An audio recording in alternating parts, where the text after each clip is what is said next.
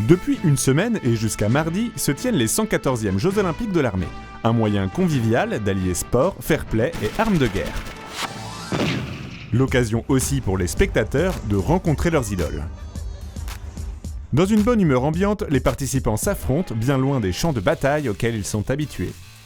On est très fiers de pouvoir représenter notre pays.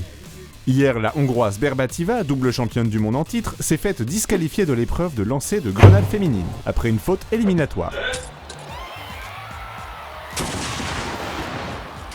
Victime d'une élongation au poignet, sa saison est terminée. Des images qui nous rappellent la triste élimination du binôme anglais hier au cours du deuxième tour de qualification de déminage de vitesse. Okay, I cut the yellow.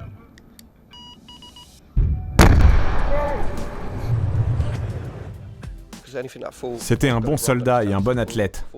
Mais pour rester au haut niveau sans exploser, il faut supporter la pression. Mais je suis sûr qu'il était très fier de pouvoir représenter son pays.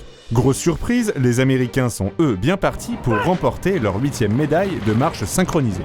Une épreuve qu'ils n'avaient plus gagnée depuis la victoire des Chinois en 2004. On est très fiers de pouvoir niquer les Chinois et représenter notre pays.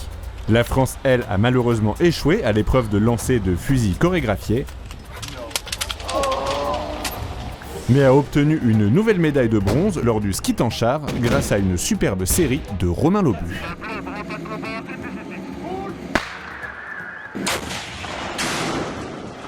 Avec un vent latéral quart sud-est comme on a eu ce matin, c'était difficile de faire mieux. Forcément un peu déçu, mais je suis aussi très fier d'avoir représenté mon pays.